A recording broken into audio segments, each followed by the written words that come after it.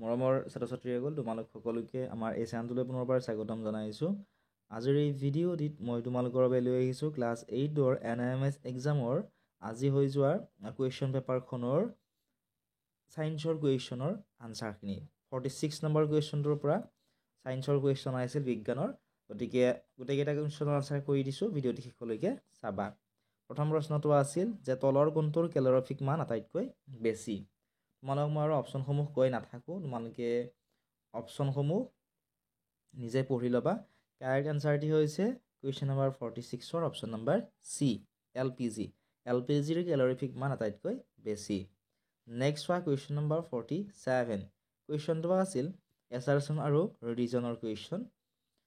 উক্তি দিছে যে কাঠৰ টুকুৰা এটা লাইটাৰ বা DSLR কাঠেৰে পুৰিব নোৱাৰি।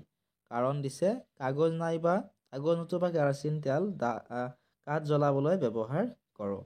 গতিকে ইয়াত থকা এছাৰশ্যন আৰু ৰিজন দুয়োটাই শুদ্ধ, কিন্তু ৰিজনটো কাৰণটো এই যিটো কাৰণ দিয়া আছে কাৰণটো এছাৰশ্যনৰ শুদ্ধ ব্যাখ্যা নহয়। গতিকে এই কুৱেশ্যনটোৰ অপশ্যন বি আমি শুদ্ধ দিব পাৰোঁ। নেক্সট প্ৰশ্ন চোৱা, প্ৰশ্ন নম্বৰ 48।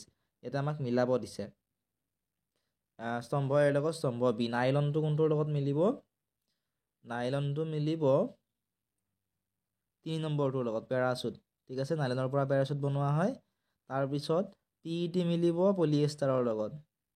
ঠিক আছে, তাৰপিছত ৰেয়নটো মিলিব কৃত্ৰিম চিল্কৰ লগত, টেফলনটো মিলিব ননষ্টিক আৱৰণ। এনেদৰে মিলালে অপশ্যন চি আমি শুদ্ধ দিব পাৰিম। তোমালোকক যদি ইয়াৰ গোটেইখিনি কুৱেশ্যন পেপাৰৰ লগতে আনচাৰসমূহ লাগে, তোমালোকে ক্লাছ 8ৰ হোৱাটছআপ চেনেলত জইন কৰি লোৱা, ডেছক্ৰিপশ্যনত লিংকটো দি থোৱা আছে। লগতে তোমালোকৰ বন্ধু বান্ধৱীসকলৰ লগত শ্বেয়াৰ কৰি দিবা যদিহে তোমালোকে ভিডিঅ'টো চাই ভাল পোৱা। লগতে তোমালোকে কিমান নম্বৰ পাবা কমেণ্ট ছেকশ্যনত জনাবাচোন। ঠিক আছে, নেক্সট প্ৰশ্নটো চোৱা। ধাতুসমূহ সাধাৰণতে গোটা পদাৰ্থ, তলৰ কোনটো ধাতু সাধাৰণ উষ্ণতাত তৰল? কুৱেশ্যন নম্বৰ 49ৰ কাৰেক্ট এনচাৰ হ'ব অপশ্যন নম্বৰ বি মাৰ্কিউৰি। পাৰা সাধাৰণ উষ্ণতাত তৰল। নেক্সট প্ৰশ্ন চোৱা। ৰন্ধন প্ৰক্ৰিয়াত ব্যৱহৃত হেতা প্ৰস্তুতকৰণৰ আটাইতকৈ উপযুক্ত পদাৰ্থবিধ হ'ল?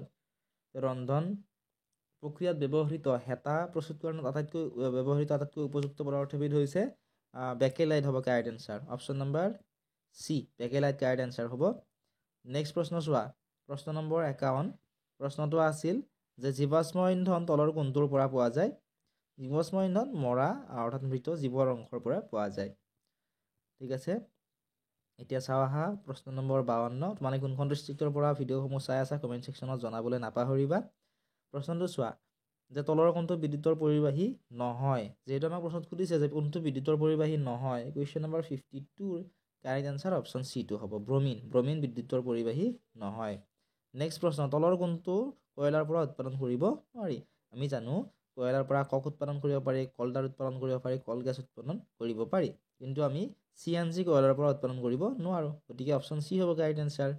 নেক্সট প্ৰশ্ন, প্ৰাকৃতিক গেছৰ মুখ্য উপাদানসমূহ হ'ল? প্ৰাকৃতিক গেছৰ মুখ্য উপাদান হৈছে মিথেন আৰু ইথেন।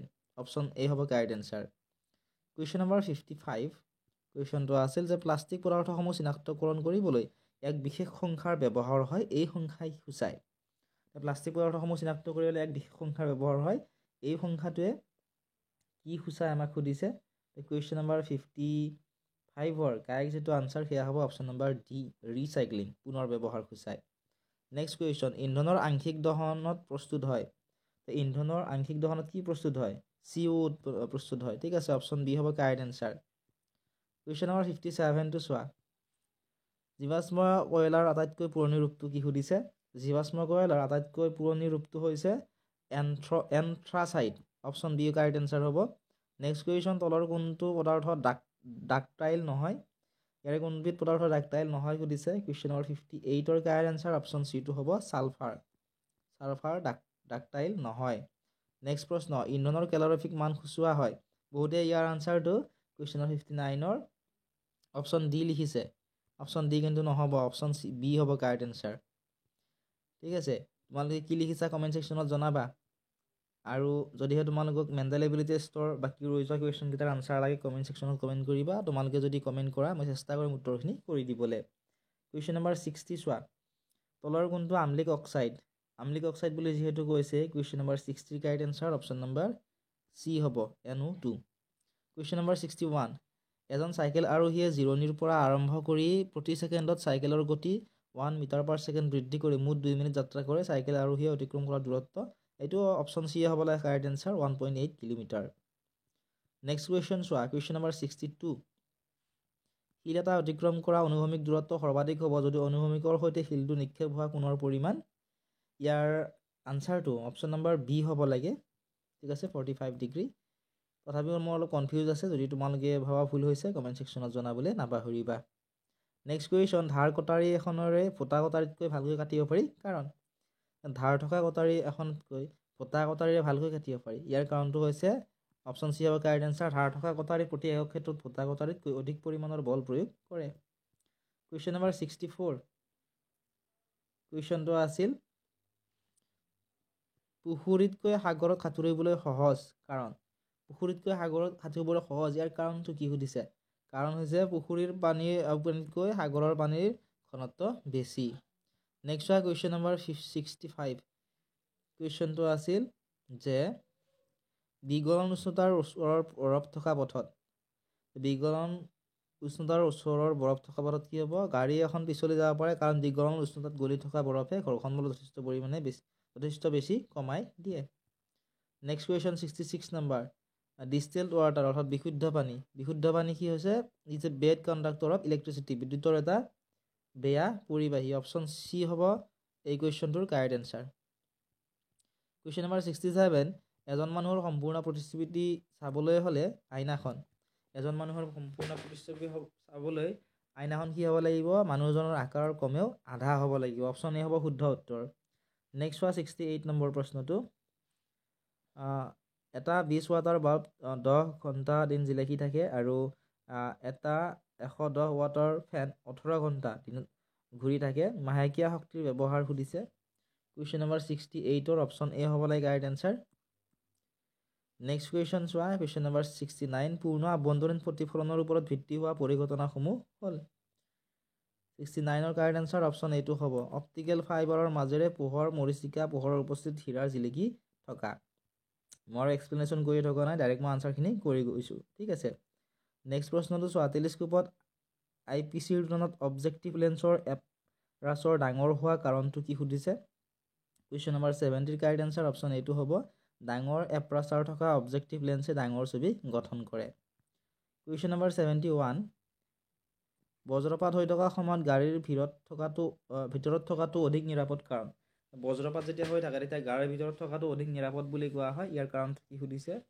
ইয়াৰ কাৰণটো হৈছে অপশ্যন এ হ'ব কাৰেক্ট এনসাৰ বজ্ৰপাতৰ সময়ত গাড়ীৰ ভিতৰত বৈদ্যুতিক ক্ষেত্ৰ শূন্য হৈ থাকে কুৱেশ্যন নম্বৰ 72 শব্দৰ বেগ বৃদ্ধি পোৱা সঠিক ক্ৰমত থকা মাধ্যমবোৰ হ'ল শব্দৰ বেগ বৃদ্ধি পোৱা সঠিক ক্ৰমত থকা মাধ্যমবোৰ হ'ব লাগে মোৰ বোধেৰে অপশ্যন চি কাৰেক্ট বায়ু পানী আৰু লোহা নেক্সট প্ৰশ্ন চোৱা প্ৰশ্ন নম্বৰ 73 পোহৰৰ তৰংগ আৰু শব্দ তৰংগৰ বিষয়ে কি সত্য কুৱেশ্যন নম্বৰ 73ৰ কাৰেক্ট এনসাৰ অপশ্যন এ হ'ব লাগে শব্দক এটা ঠাইৰ পৰা আন ঠাইলৈ যাবলৈ মাধ্যমৰ প্ৰয়োজন হয় কিন্তু পোহৰে শূন্যতাৰ মাজেৰেও যাত্ৰা কৰিব পাৰে কুৱেশ্যন নম্বৰ 74 কুৱেশ্যনটো আছিল 2024 চনৰ ছেপ্টেম্বৰ মাহৰ অন্যতম উষ্ণ দিনত তাপমাত্ৰা 41 ডিগ্ৰী চেলচিয়াছ ফাৰেনহাইট স্কেলত উচ্চতা কিমান হ'ব সুধিছে কুৱেশ্যন নম্বৰ 74ৰ কাৰেক্ট এনসাৰ অপশ্যন এ হ'ব লাগে নেক্সট কুৱেশ্যন চোৱা 75 নম্বৰ পাৱাৰ এলকহল কি হয় সুধিছে পাৱাৰ এলকহল হৈছে এলকহল আৰু পেট্ৰলৰ মিশ্ৰণ ঠিক আছে নেক্সট প্ৰশ্ন চোৱা প্ৰশ্ন নম্বৰ 76 চেনি এলকহলৰ ৰূপান্তৰিত হোৱা প্ৰক্ৰিয়াটো কি বুলি জনা যায়